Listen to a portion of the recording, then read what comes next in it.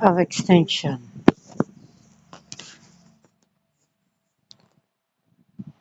is your story. You will need to endure a hostile wasteland and locate other survivor in a radically changed world. Your character fate and the fate of many others. Once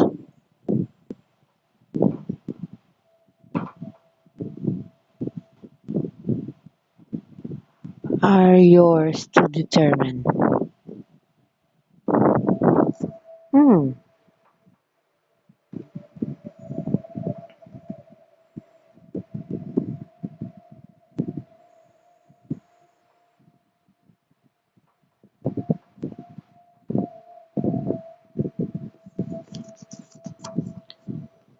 Now you will choose your starting gear.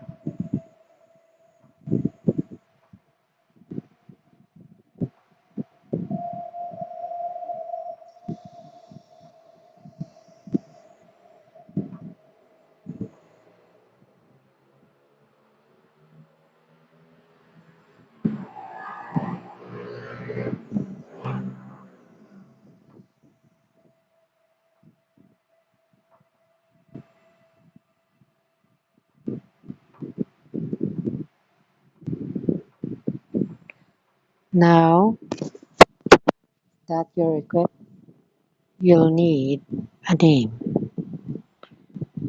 On the next screen, you can view names of your characters by tapping random or typing in another name of your choice. Hmm.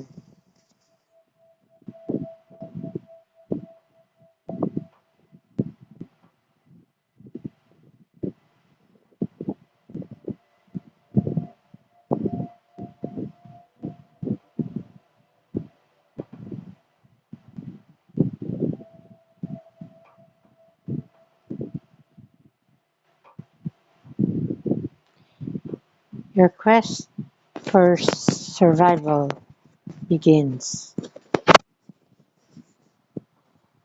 Chelsea, Finnmark Plateau, Norway.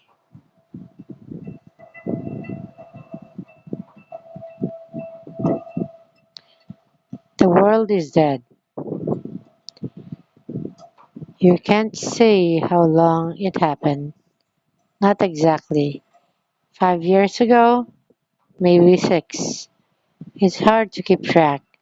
Days are all seem blend together now. Your early memories are a haze of fever and hallucination. When the sickness passed, exhaustion and hunger took over, further blurring the detail.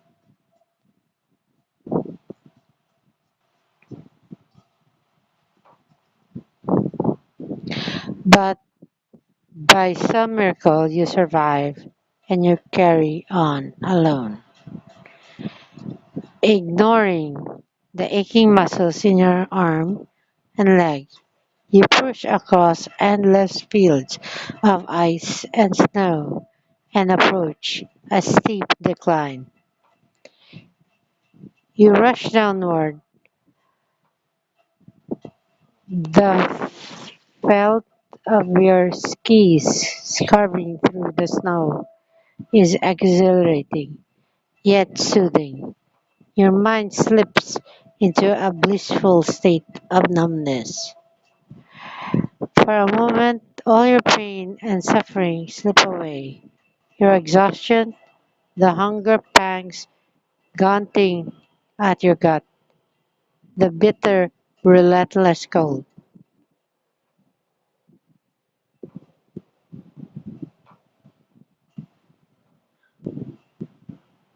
Suddenly, you revive is broken by a loud snap as the binding on one of your ski pops free, sending you hurtling towards into the powder. Do I shout out a curse, laugh it off, react with stoic silence? Uh, Shout out the curse, laugh it off. You chuckle at the abruptly of the situation, shaking your head as you pick yourself up from the snow. You retrieve the errant ski and examine the binding as you fear it didn't just pop loose, it snapped from the cone. If Amazon was still around, you'll be getting 1-star review, my friend. According to the map you keep tucked in your pocket, it's at least 50 miles to the next village. You glance up the grayscale, the light already fading. Night comes early in the Finnmark winter. With the efficient born of both practice and desperation, you unroll the tent, strap to your backpack, and set it up.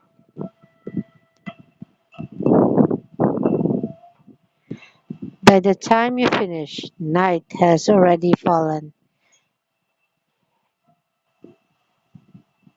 You glance up a mantle of star above and see a few ghostly flickers of green light. Oh, beautiful. A few seconds later, the night sky explodes with color. Great green and purple curtains shimmer and dance above you. Gazing up at the glory of the northern lights makes you feel hopeful. The spectacular display feels like a sign, a reminder that despite the horror that has swallowed humanity, there's still beauty in the world. There may still be other people left alive, maybe in the next village, maybe even looking up at the northern lights just like you. With a renewed sense of purpose, you crawled into your tent and zipped it closed against the winter chill. You wrap yourself up in the Arctic sleeping bag as you drift off to sleep. You whisper to yourself, where there's life, there's hope. Tomorrow will be better. Edge of extinction. You wake up the next morning shivering. The twin layer of your sleep, bags, and winter outfit kept you from freezing to death, but they didn't keep you comfortable. Ignoring your growling stomach, you ran out of food 2 days ago. You swept the broken binding of your ski with a spare of your pack. Your last one. Cracking jokes, quick as a prayer, and double check the binding. Press this binding gives it the strength to endure whatever trials and tribulation may come, and grant me the same. You don't know if there's anyone listening to your words, but you hope you have some value. Another equipment malfunction could be disastrous. 3 months ago, you left America and rented a remote cabin in Norway for winter. You wanted to escape civilization, leave the world and all its problem behind. Now the world is gone and all your old problems seem silly and insignificant. Now the difference between life and death can be as small as finding on a ski. You pack up your tent and gear. It doesn't take long, and now you've gone through all your foods. Then you strap your pistol to your hip and head out. You'll fall into a familiar routine, your weary limb propelling you mile after grueling miles across the snow and ice as you scan the horizon.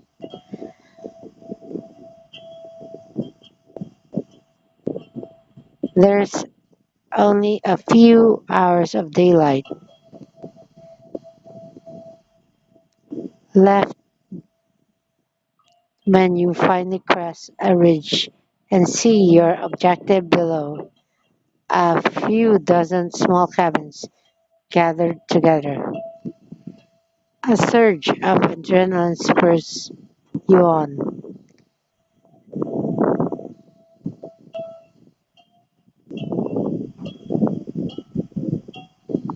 You drive your pole into the snow, pulling yourself until you see something half buried in the frost, a frozen body of a young man. He's wearing a t-shirt and a pants, but he has no boots, jackets or hat. He's on his side, his arms stiff and contorted. He's opened his eyes, stare blankly. Isn't it hard to imagine what happened? Fevered and hallucinating, the young man wandered outside and succumbed to the cold. You narrowly avoid a similar fate yourself. Luckily, in your fevered state, you stayed inside your cabin, though you have a little memory of that time. We respectfully covered his remains.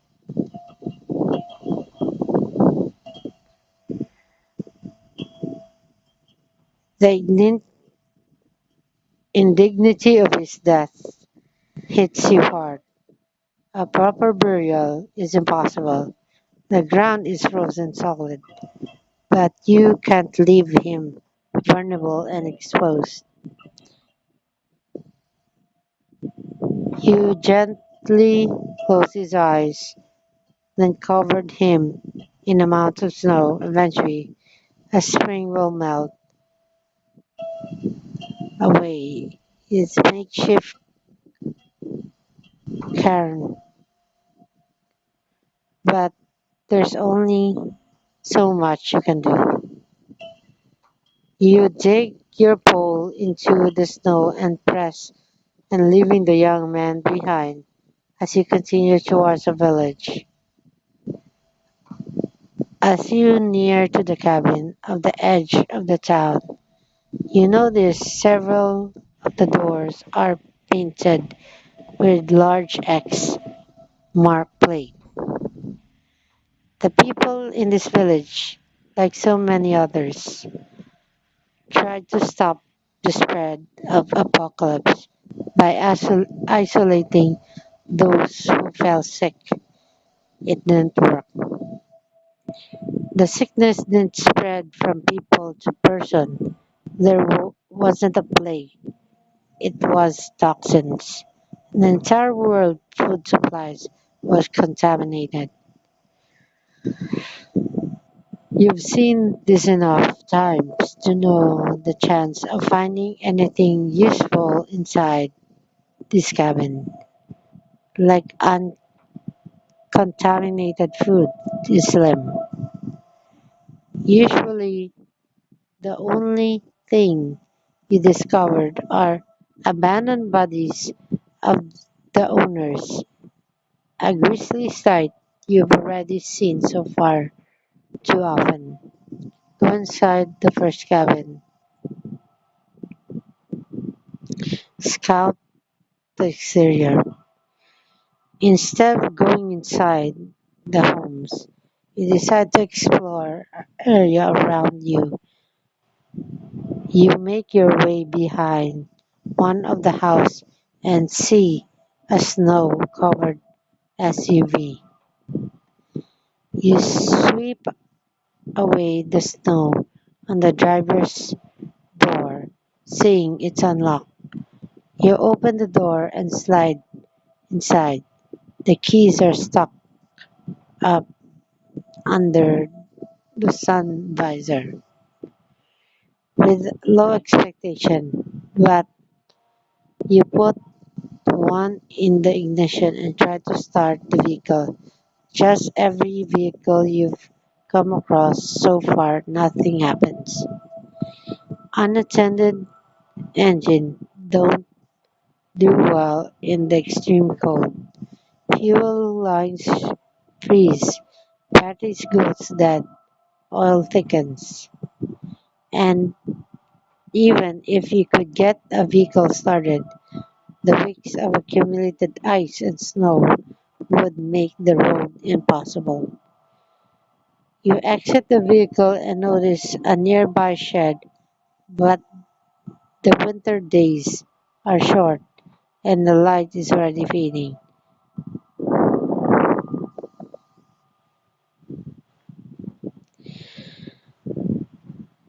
You decide there's enough time to finish the exploration. You make your way to the shed and push open the door.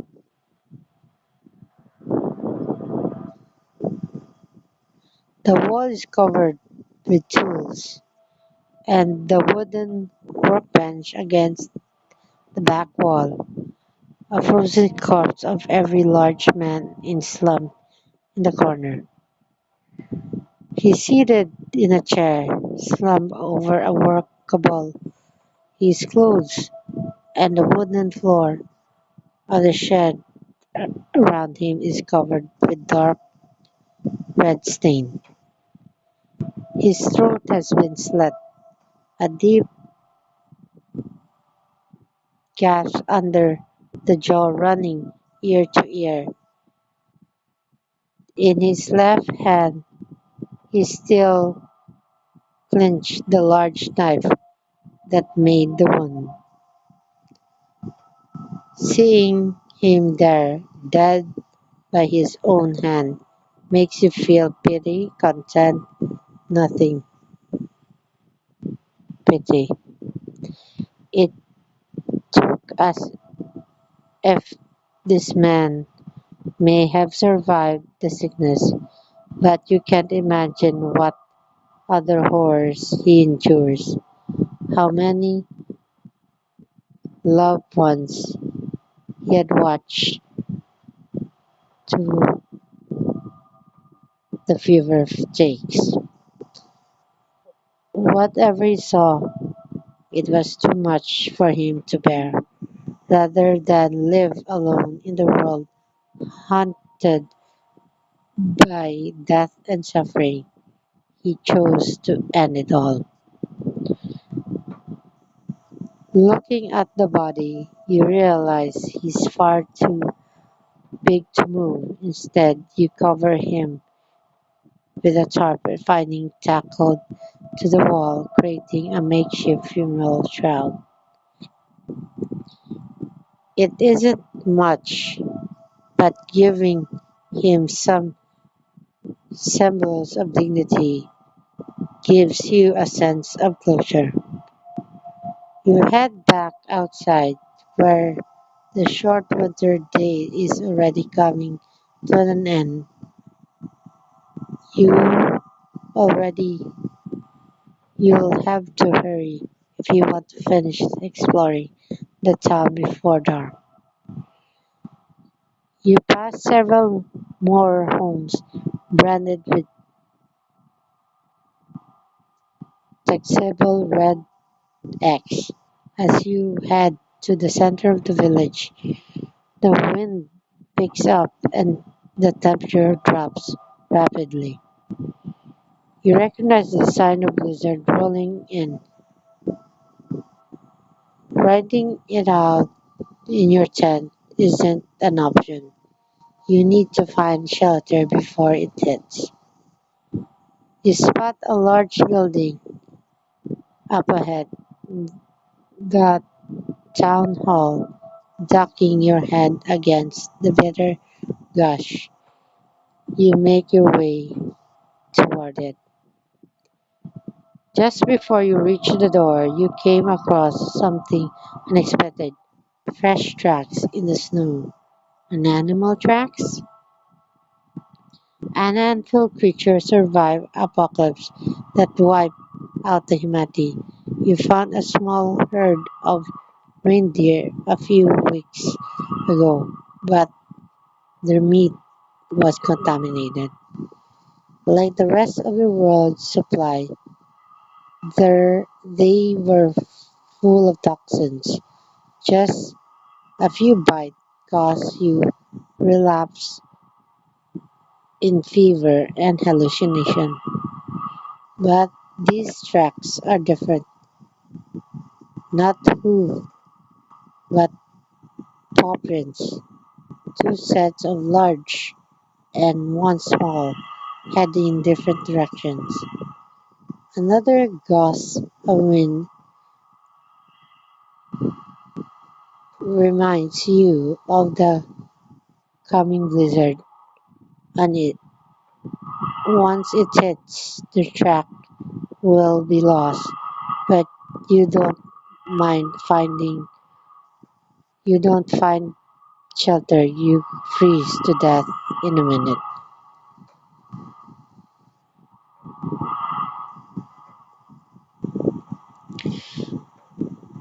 Knowing it's a foolish to challenge to the blizzard, you seek shelter inside the town hall. Kicking off the ski, you climb the small steps to the entrance.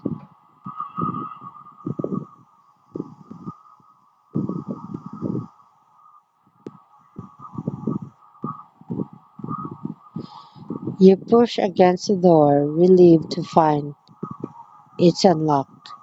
Once you're inside, it takes all your strength to close the door against the howling wind. Though you are sheltered from the wind, but it's cold inside. You put a small gas lamp out of your backpack along with a canister of fuel, your last one. You huddled close to the lamp, eagerly absorbing the heat put out by its tiny flame until it felt circular coming back in your circulation coming back in your fingers. As you revel in the warmth, you hear the blizzard still raging outside. Knowing you're trapped here for the night, you decide to explore the surroundings and look for signal of survival, food, barricade the door.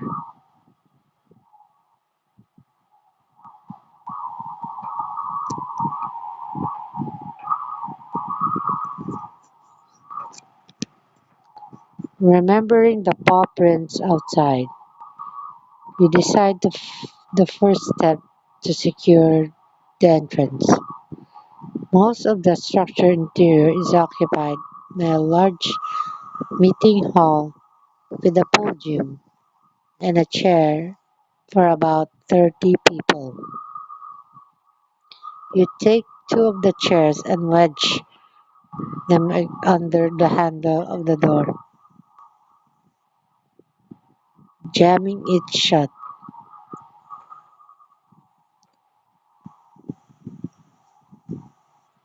Satisfied, you set about exploring the rest of the building. In the back of your handful of office, beyond the typical furnishing, desk, chair, inoperative computers, you don't find anything remarkable. In the last office, however, something catches your eye.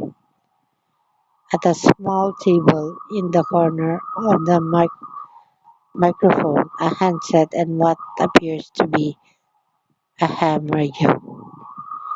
You check the radio, confirming your suspicion that it's dead. But besides its you see a sheet of paper, Tramstad Helling- Hellingdom, scribbled in red marker. Below that list of names, Grace, David, Dag, Hill, Marco, and dates 23/01/25, just a few weeks ago.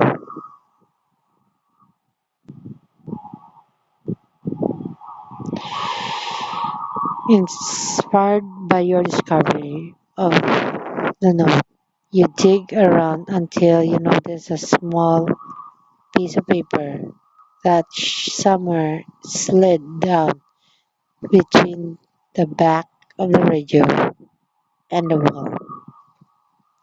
You push the radio aside and you can grab what's turned out to be a map. As with the note, someone has scribbled on it in red marker a thick, bold line trace in way from star on the map, roughly your present location, to a city several hundred miles away on the coast, a city called Tramstad. Between the map and the note, two theories pop up in your head. One, the list of names in a group of survivors gathered in Tramstad. They sent a message before the radio died. Someone received the message, then sent off Stromstad and passed away. It might even have been the frozen young man you discovered, maybe feverish and hallucinating. He tried to walk to Stromstad without a jacket.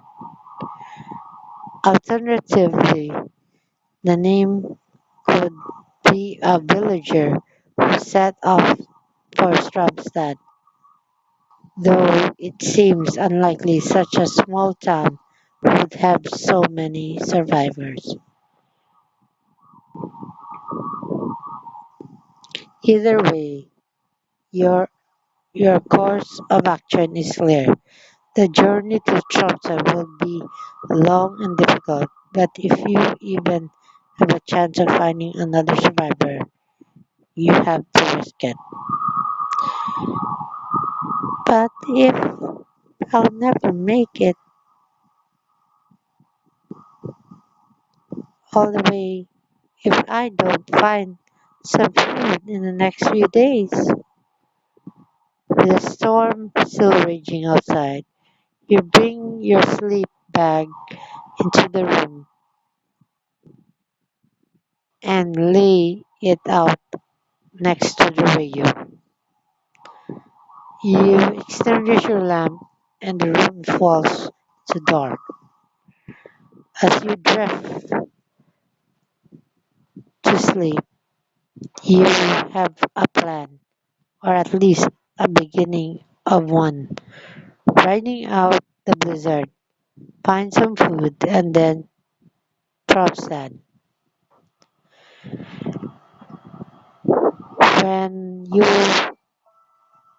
wake the next morning, the blizzard has passed away.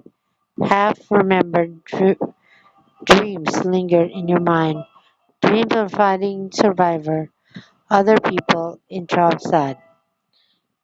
But for some reason, you can't recall if the dream is were pleasant or nightmare.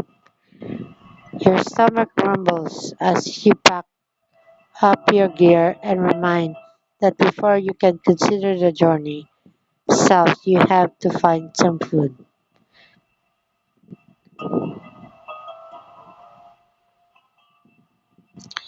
As you leave the town hall, you feel hopeful, frustrated, focused. You quickly evaluate the situation. The blizzard is gone, the sky is clear and sunny, but still cold out. Everything is covered in 2 feet of snow. Pushing through the drift will make it harder to search the town for food. But you're not about to give up. Not now that you have a goal. I'm not sure what's waiting for me in Tromsø, but I sure as hell plan to make it there and see for myself. A fresh powder from the storm is too soft for ski. They'll sink down and stick. So you set out on your snowshoes, struggling over the soft packed surface. You make your way through the empty village streets, looking for any shops or store. If you're lucky, you might stumble across some package of soup or canned goods. As you round a corner, you see something that stops you dead in your tracks. In the middle of the snow, you cover the street. Less than 50 yards away, it's a large brown bear. The old rhythm runs through your head. If it's black, fight back. If it's brown, lay down. If it's white, so good night. But the advice assume brown bear aren't foraging for food. At this bear looking for looks hungry, you might see ribs and ridge of spine protruding your beneath the fur. Large folds of loose skin drop down from the massive frame, further evidence that it's burned through the store of winter fats some time ago. You might imagine it consumed tainted food before hibernating. Maybe the toxins woke its early from hibernation. The bear looks over you. Instantly, your hand drops to the pistol of your hip, but you know the weapon isn't large enough to slow down the beast down its charge. The bear gaze is riveted as it tries to determine if you're something it can eat. It snorts and shuffles loudly, then lets loose with a low rumbling growl. Run, freeze, or fire off the pistol.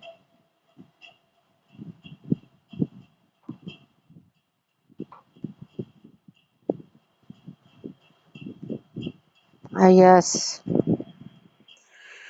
What do I do if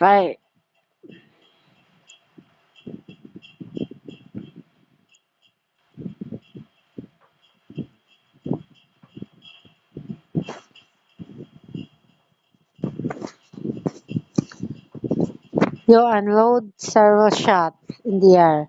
Bullets are precious, but this isn't the time to worry about losing resources.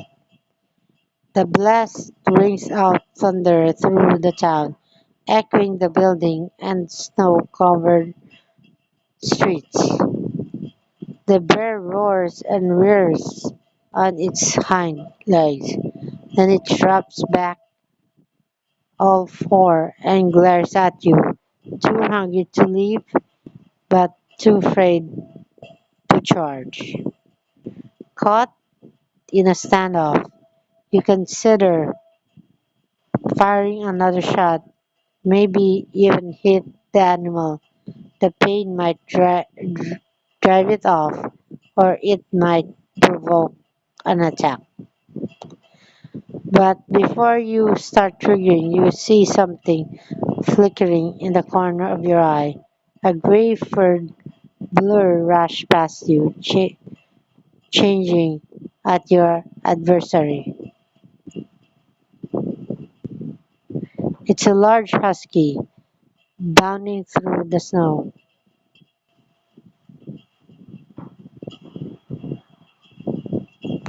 The dog howls and leaps onto the bear, back sinking its jaw into the fold of his flesh, just above the neck. Roaring in pain, the bear rears up, pawing and claws at the dog, but the husky jaw remains clamped tight, and the bear can't reach its attacker. The great beast shakes itself desperately from side to side, and the husky is thrown off.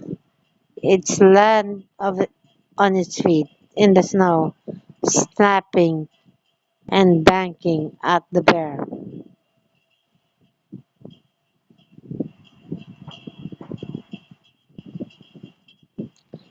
Shoot the bear, fire the pistol in the air.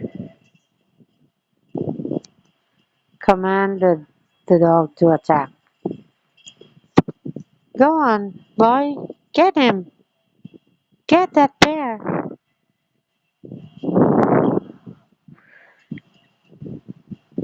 Encouraged by your tone, if not for the actual word, the dog lunged towards again. Then the bear makes a clumpy swipe and it's dart, but the husky nibbles springs aside. The dog slips behind the bear and attacks its flank several hard, fast bite on a back leg, causing the bear to howl in pain. The bear whimps around its mountainous, causing it to flip over its side as it struggles back to its feet. The husky continues to snap and barks at its foes. Injured and overmatched, the bear turns and breaks into a loping run. The husky barks once more, a warning not to return.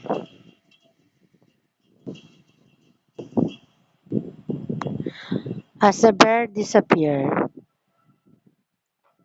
around a corner, the husky turns to your attention. It sits down in the snow, then cocks its head on one side and stares expectantly. Call dog over, approach the dog, do nothing. You slap your hand together and whistles. Try to entice the husky over. Come here, boy, come on. The dog hunkered down, low in the ground, eyeing you suspiciously. It isn't growling, but it's clearly wary. You seem You whistle again and try to call the dogs over the second time. After a moment of hesitation, it stands up and moves cautiously towards you. Moves.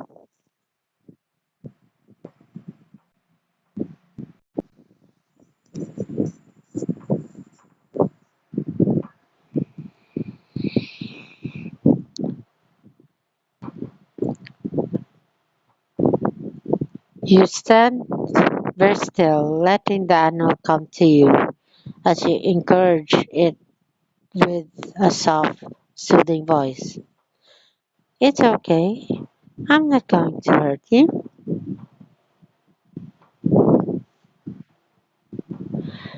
As the dog draws near, you slowly crouch and extend your hand. The dog sniffs your palm with very curiosity. Up close, you realize the dog is a female. Oh, you're not a boy, you're a girl. Her fur is dirty and matted, and up close she smells bad enough that you wrinkle your nose. But you, you know you don't smell any better yourself. Guess we could both use a bath. You reach down to pat the dog as she darts away, scattering snow, but stops after a dozen paces. Unlike the bear, the dog appears to be well fed. Then, for the first time, she turns her back on you. She walks slowly, wriggling into the village, leaving paw track marks behind. I just hope that whatever you're taking me, there's something I can eat. The dog leads you through the snow filled the streets, constantly pushing ahead. She keeps her distance. She glances back often. Sometimes you lose sight of her, but walk too fast, only sense her running. Your guide eventually bring you to one of the homes on the outskirts of the village. Like many of the other, this one has a red X on the door. Is this village you live? Is this your home? She heads around at the back of the house, apart from the dog's own tracks. In the new fallen snow, you don't see any sign of life. Search for home, follow the dog. The house holds a little interest for you, for tragic scene inside, undoubted like those you've encountered far too many times already. Behind the house, you find a small hill, really just mounted. There's a wooden door built into the side. It opened just wide enough for the dog to slip through. You kick away the pile up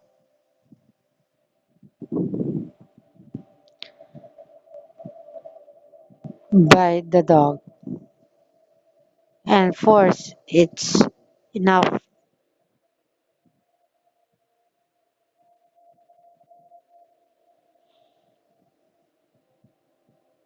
force it's wide enough for you to pass beyond a set narrow step descends into the earth.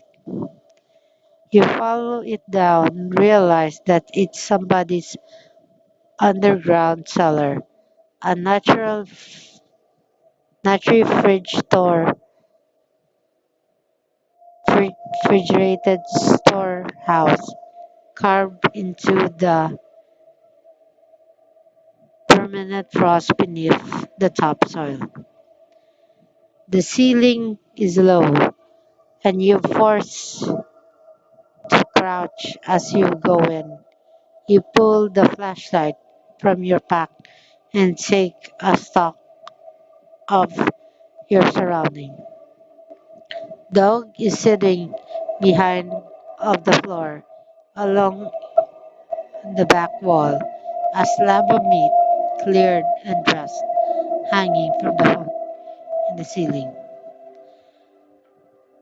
A table against the side wall is covered with dozens of fish, frozen, whole piled on top of each other, along with the package of what appears to be homemade jerky. One of the slabs of meat lies in the corner, half eaten. You realize the dog had been pulled it off the hook and used it to sustain herself. Aren't you a clever girl? Your stomach rumbles as you go over to the jerky at the table. The meat is sealed inside a Ziploc bag, each with a description of dates written on it. You know just enough Norwegian to recognize the word reindeer and moose, but what you're more interested is this date scrawled on the side 923. If it's accurate, the jerk is possibly everything in the cellar has been here for almost 8 months, since well before the world food supply became infected. Leave it alone.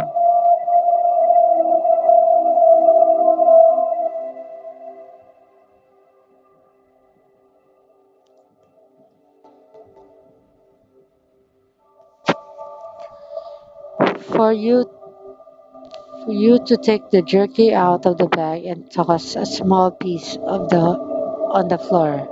If it's contaminated, it won't take much to trigger a toxin reaction.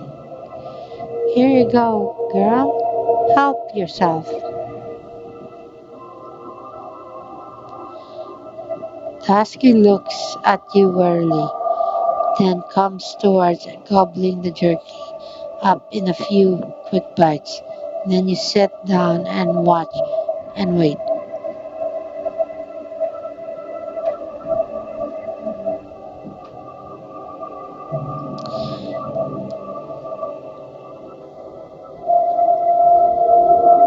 To your surprise, the dog comes over and rests on your head in your lap. Her nostrils flares, draw, drawing into your human scent. You reach out and scratch her behind the ear, all the while watching for the familiar symptom. After an hour, the dog falls asleep in your lap. No turmoil, no spam, no vomiting or sign of pain or discomfort. I think we're in a clear, girl. The dog barks as a reply as you stand up and gorge yourself on the jerky. You tear at the tough, leathery meat with an almost primeval savage. You feast until the stomach is full loaded. You pack with some luxury you can carry and unpack your sleeping bag. Outside, the late after sun dips behind the horizon, ushering its long day night. You wrap yourself inside a sleeping bag, then treat yourself in another help, helping of your jerky. The dog looks at Spetly and tosses a piece in her direction. She snares it out of the air and gobbles down in two quick gulps. In a matter of hours, she seems to have transformed. The fear is gone. If you were going to be hanging out together, I guess I'm going to have to give you a name.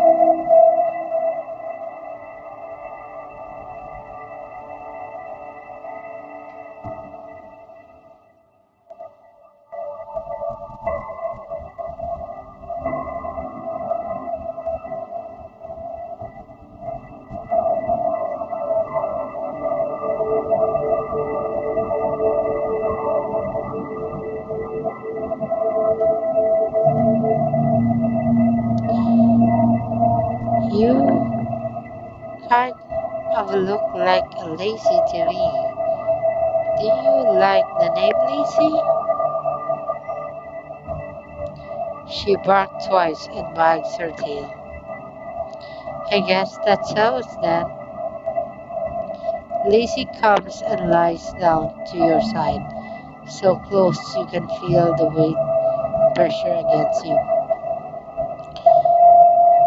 It isn't surprising she bonded so quickly with you. Dogs are a pack of animals, and she's clearly latched at you as her new leader.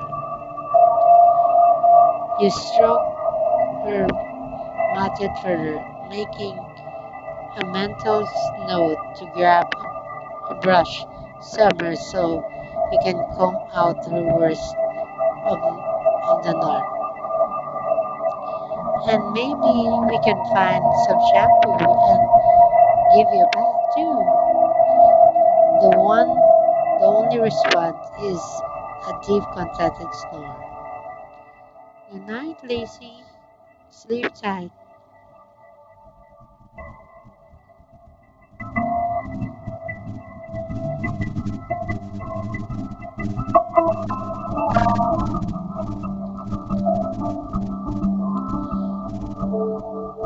You wake in the next morning. You feel better than you have in days. Lacey perks up when you greet her.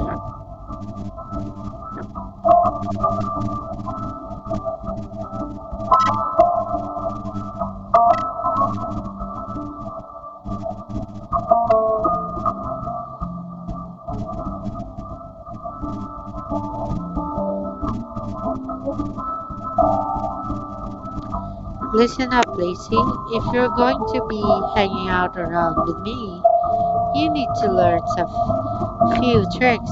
Let's start with something easy. Oh, cocoon. Lacey barks her reply, tail wagging.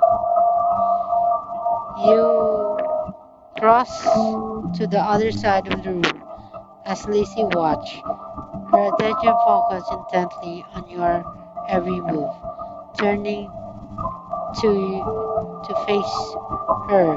You slap your thigh and call out, "Come on, girl, come on, come here."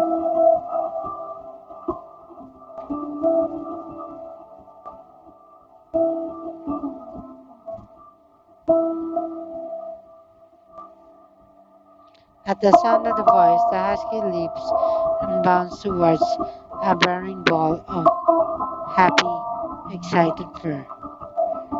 As she charged towards you, you realize you may have made a mistake. Hold on. Whoa, whoa, whoa. Running full speed, the husky leaps and slaps the square in the chest, knocking you over, landing top. She begins to lick your face, whining with excitement.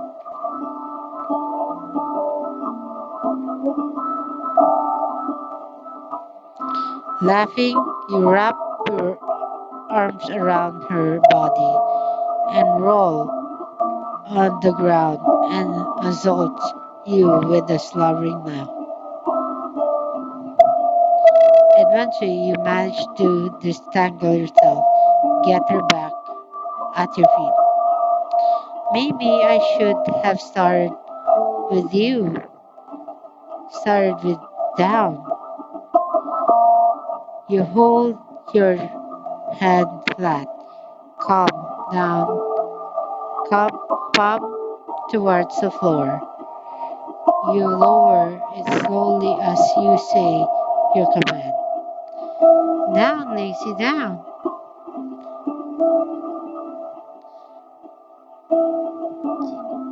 Your amazement, she obeys instantly and flattens herself on the floor. Whoa, guess you already know that one, okay? Let's try another. Sit, lazy, sit. You point to the floor as you give the command. Lazy barks and spins circle, easy to pleasure, completely missing the intent of your command. Guide her inward, sit down to show her.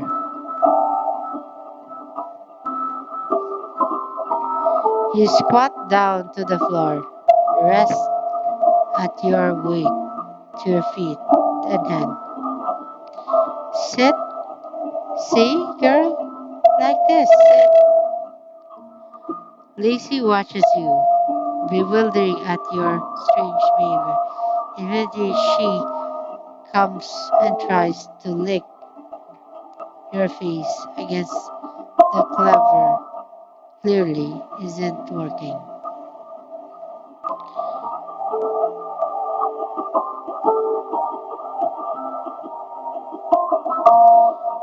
You stride over to the dog and put your hand on her arm, then wriggle her back and forth to break her balance as you slightly push down. Sit, lazy, sit.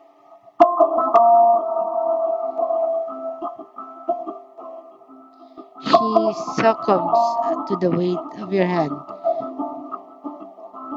Once she's sitting, you pull out a small piece of jerky and hands it to her. Good girl. Let's try again. You cross to the other side of the room as you expectantly. Liz gets up to follow you. You let her take a few steps, then barks out the command again. Sit. She cocks her head on the side and looks at you, curious and confused.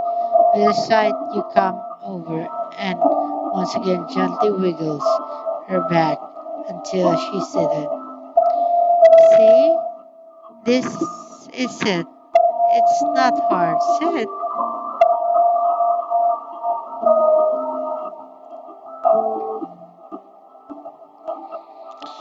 Once over the hour, you repeat the process time and time again, and then finally clicks Lazy sit on command. Good girl.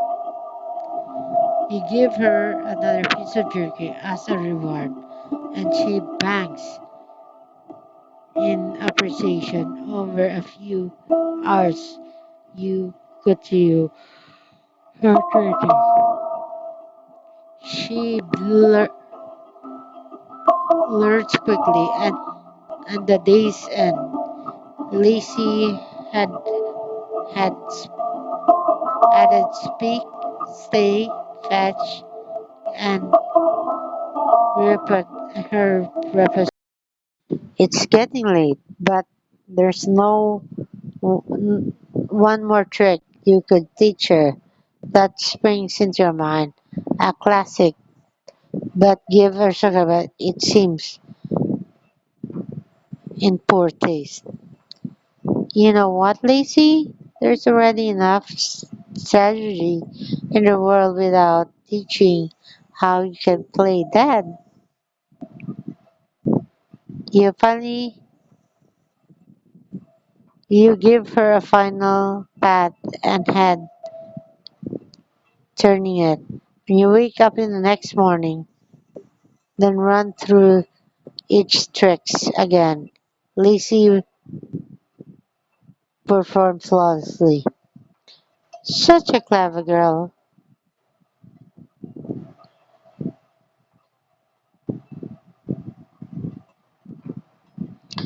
You give her another jerky and treats, scratch banner and pondering your next move. Explore the rest of the town.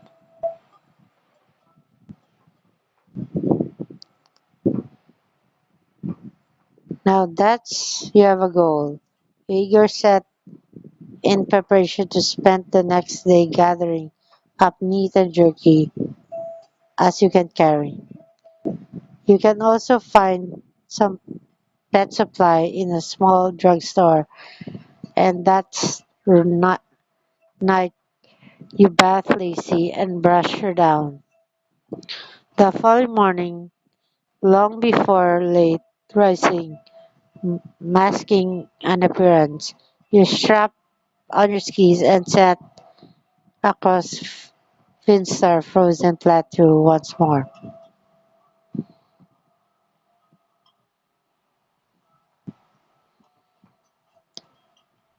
It it will be a day, maybe weeks before you can reach the destination, but you're actually looking forward to the arduous journey.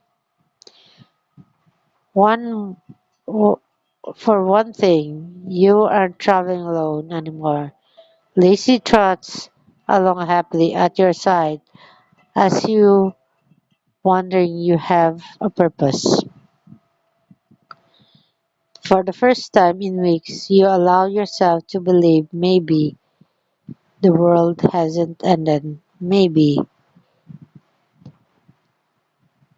there's another other survivors. And maybe, just maybe, you'll find a new life in Trump's head.